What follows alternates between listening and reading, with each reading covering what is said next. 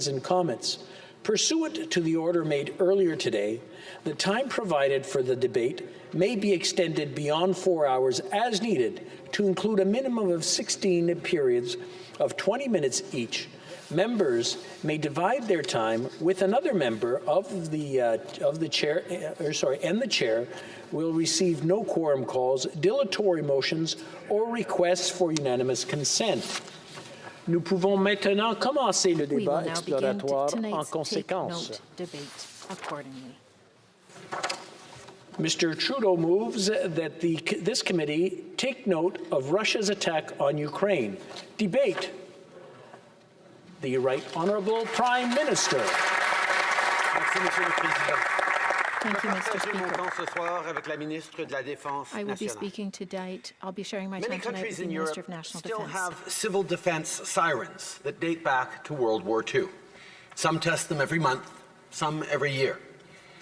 But when sirens went off in Kyiv, Kharkiv, and other cities in Ukraine last week, it wasn't a drill. Ukraine is under attack. And the sound of war reverberates throughout the whole world. The Canadian government has long condemned Russia's incursion into Ukraine. Ukraine's sovereignty and territorial integrity must be respected, and Ukrainian people must be free to determine their own future. Mr. Speaker, this invasion is unjust, unprovoked, and illegal. And as I said before, Russia will be held accountable. Depuis la semaine dernière, avec nos alliés et nos partenaires, le Canada a annoncé plusieurs séries de sanctions concertées. Ces sanctions sont sévères et elles ont des effets concrets. Elles visent des institutions et des banques russes, ainsi que plusieurs individus, incluant le président Poutine lui-même et ses collaborateurs. Elles visent aussi le régime du Bélarus, qui facilite cette invasion.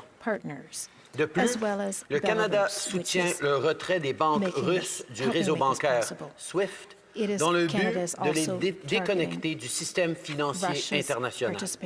Et on impose des mesures pour empêcher la Banque centrale russe de contrer les sanctions.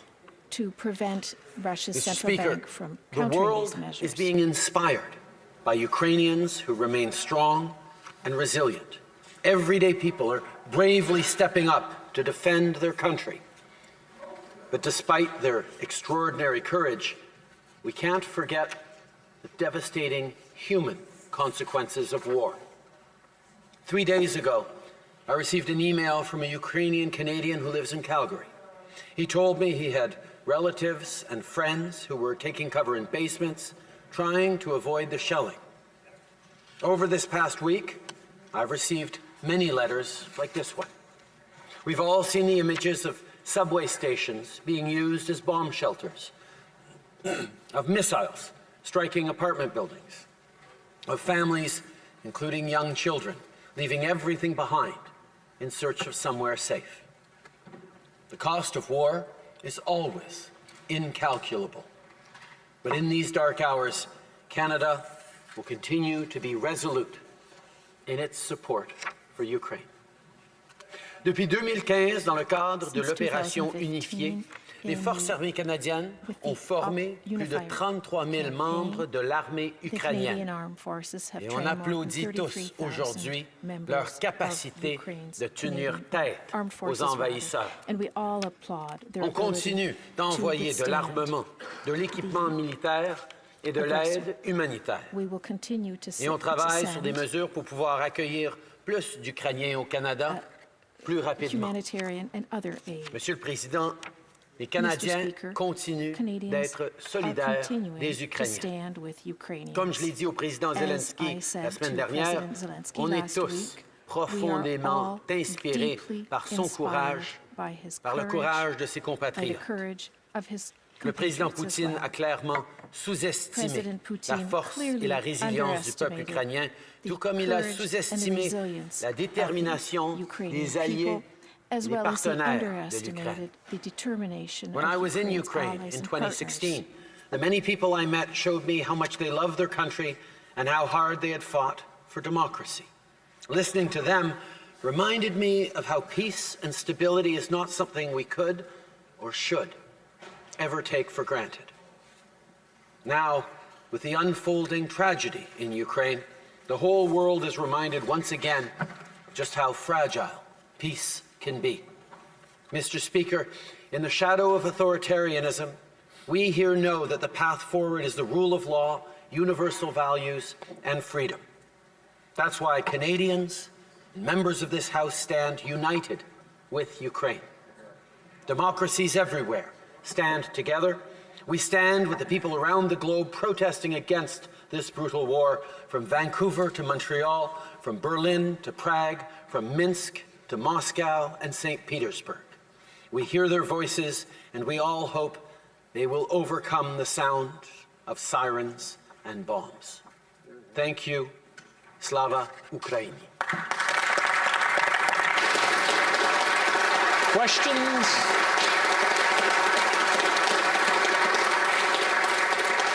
Questions and comments. Questions et commentaires. The honourable member for Barrie Innisfil. Thank you, Mr. Speaker. I want to thank the Prime Minister for his words this evening. One of the things that Canadians are talking about a lot, and we've been discussing it throughout the course of today, is the need for energy independence, energy security in this country, whether it's liquefied natural gas, whether it's natural resource production, making sure that this country, our Canada, is energy secure. I'm wondering if the Prime Minister can speak to the events that have happened in Russia and the need to secure energy in this country. Thank you, Mr. Speaker. The Right Honourable Prime Minister.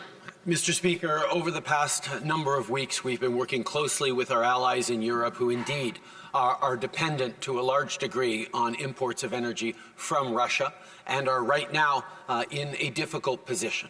That is why we are so touched by the steadfastness and the strength of the European response in putting severe sanctions on Russia, even though there is uncertainty in terms of their energy security. And I have assured them that Canada and countries around the world will be there to support them as they move forward. Canada is a producer and exporter of energy.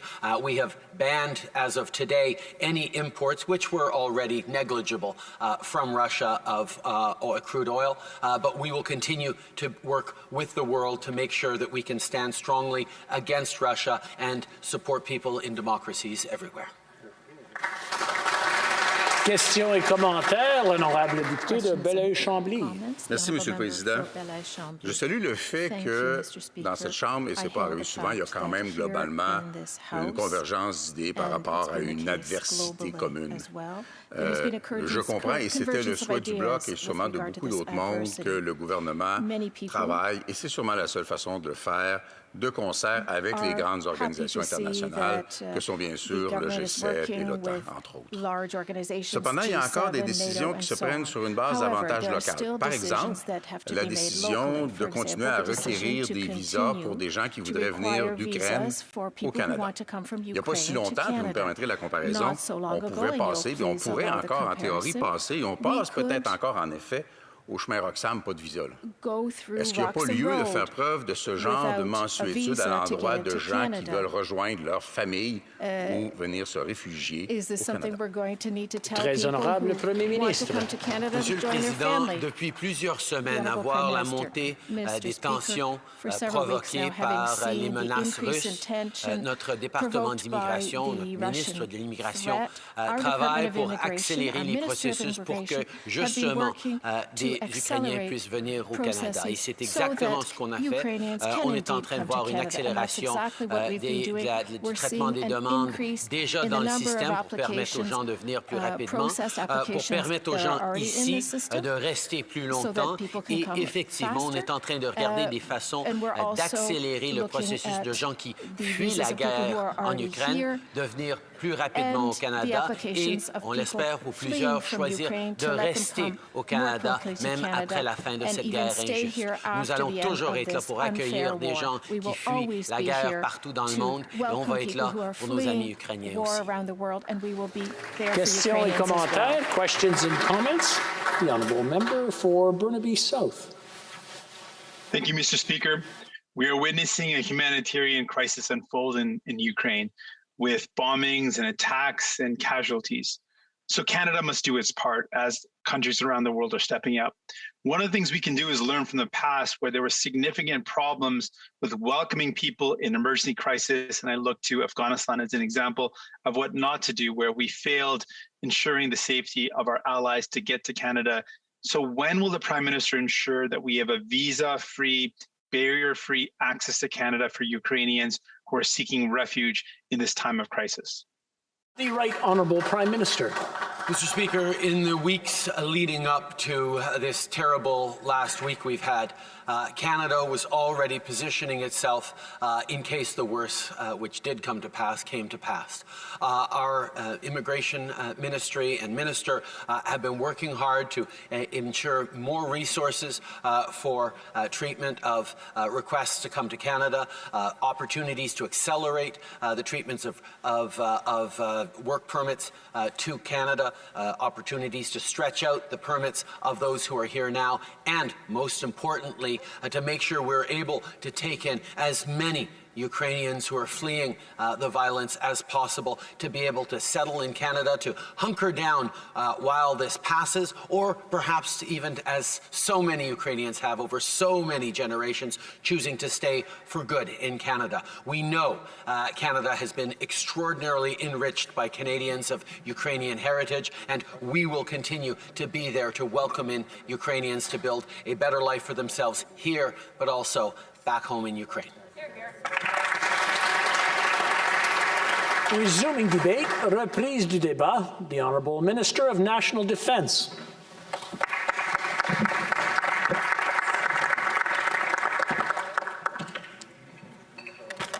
Mr. Speaker, Putin's actions over the past week are appalling for all of us who stand for peace, security, and democracy. I would like to send my very best to President Zelensky, Minister Reznikov, and the Ukrainian people for their strong resistance against Putin's ruthless aggression and unnecessary war.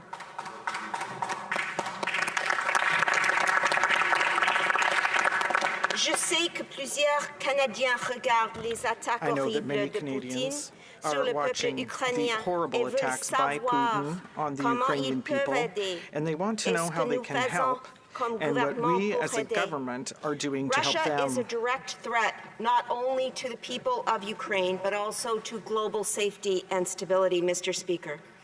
In the face of this brutal assault on the Ukrainian people, our support for Ukraine is unwavering.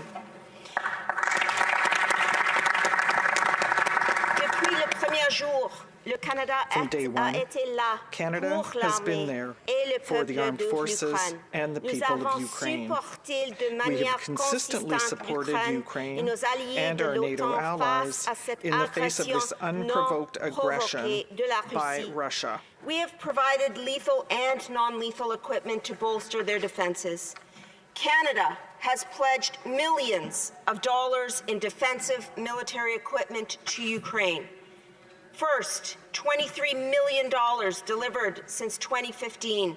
Second, $10 million delivered earlier this month, including sniper rifles and ammunition. Third, just yesterday, Minister Joly and I announced an additional $25 million in non-lethal aid, including night vision gear, helmets, body armor. These items have been specifically requested by the Ukrainian government, and we are stepping up to meet their needs alongside our allies. Now, to support the delivery of aid and to contribute to NATO efforts in Europe, Canada is also providing 2 C-130J tactical airlift aircraft for a minimum of 2 weeks. One of these aircraft departed Canada for Europe today, and the other will follow later this week.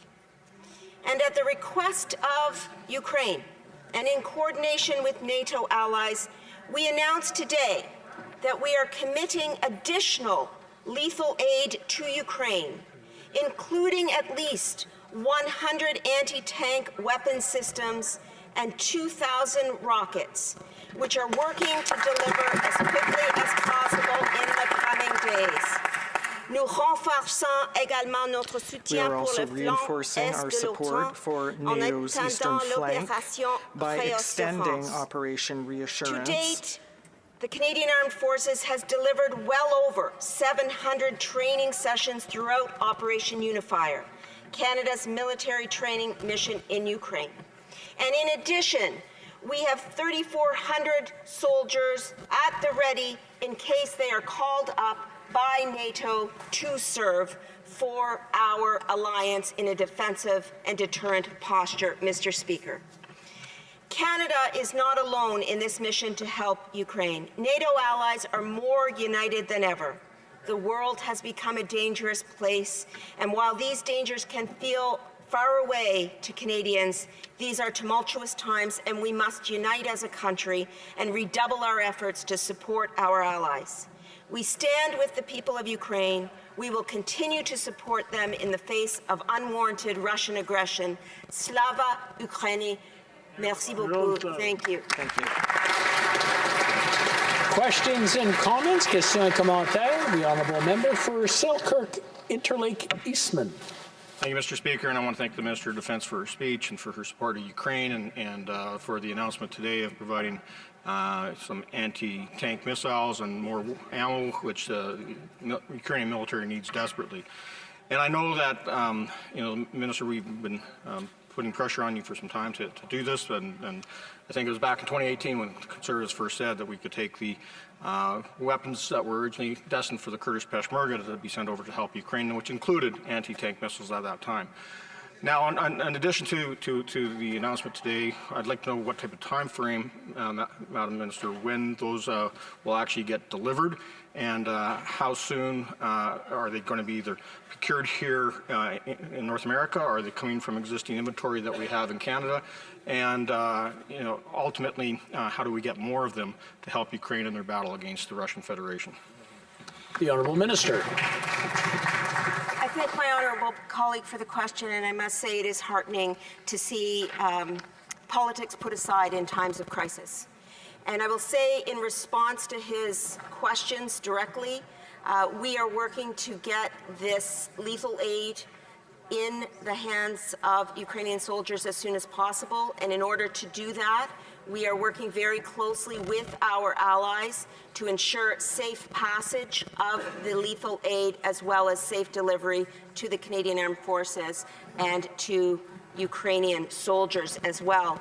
And in terms of his question relating to the inventory itself, the lethal aid that we have announced today does come from existing inventory, and I will continue to reiterate that all hands are on deck. We are continuing to ensure that we are responding as quickly as possible to the requests of the Ukrainian government. My conversations with Minister Resnikov over the past number of weeks have been instrumental in allowing us to know precisely what it is that Ukraine needs and how we can best deliver it to them. Thank you, Mr. Speaker.